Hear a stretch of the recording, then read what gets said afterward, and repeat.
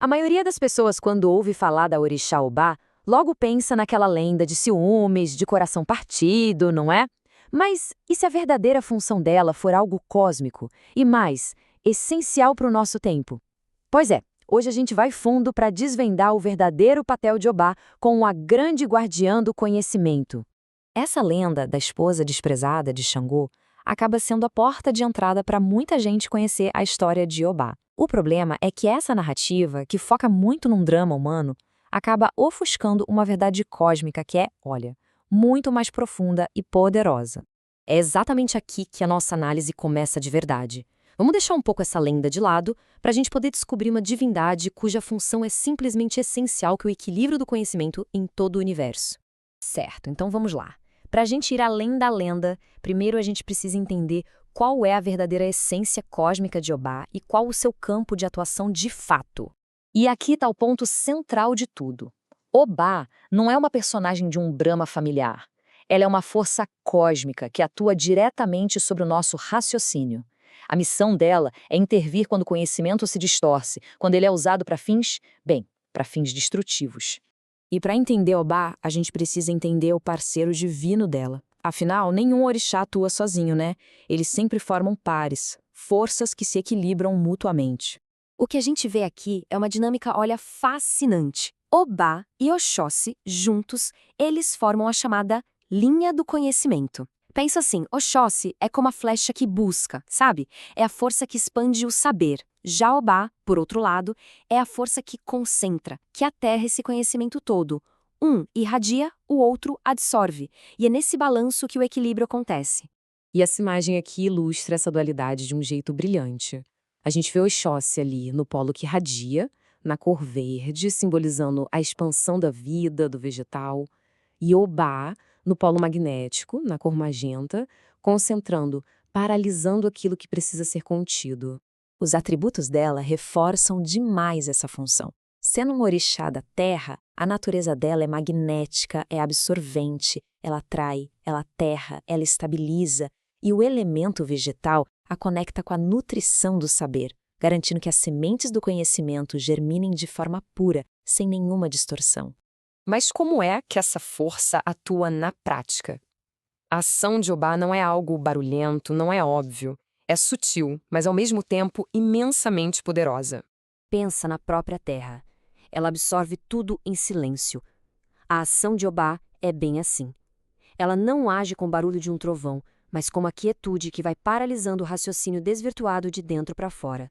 Para a gente entender a seriedade da atuação de Obá, a fonte que a gente pesquisou traz uma reflexão muito poderosa. E começa por essa pergunta, que já estabelece um padrão de respeito pelo que é sagrado. E a resposta já revela o campo de atuação preferido de Obá, o religioso, que é onde o conhecimento sagrado é mais profundo. Ela age para corrigir quem usa de sarcasmo, de zombaria, para desrespeitar o divino, paralisando essa profanação do saber. O resultado dessa ação é curioso, para dizer o mínimo.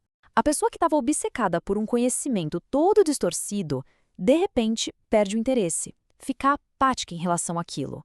É como se um disjuntor espiritual simplesmente interrompesse o circuito daquele raciocínio corrompido. E a influência de Obá não se limita a um campo só. Como a força que concentra o saber, ela atua em todas as 7 linhas da Umbanda, que basicamente representam todos os aspectos da criação.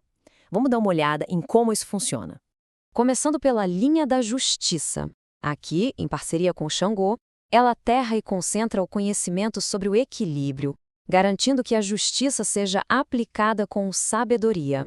Depois, na linha da lei, junto com Ogum, ela age para paralisar aquele conhecimento que gera o caos, a desordem, solidificando as bases da ordem.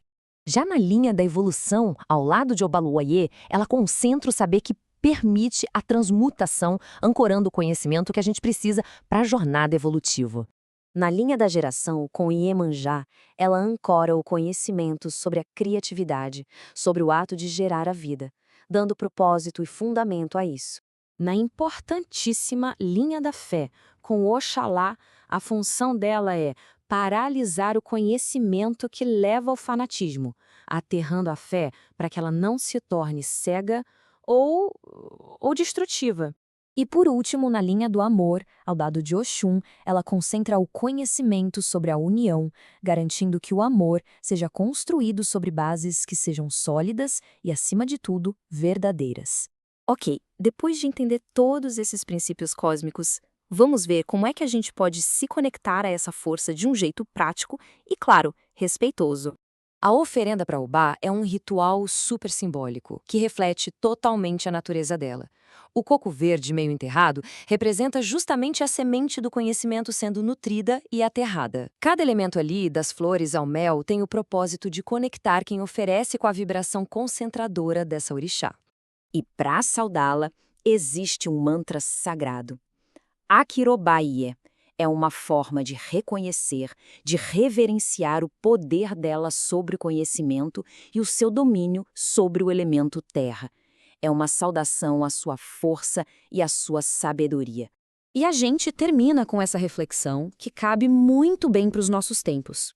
Numa era de informação sem limites e de desinformação viral, o papel cósmico de Obá, essa força que aterra e paralisa o conhecimento distorcido, nunca foi tão essencial.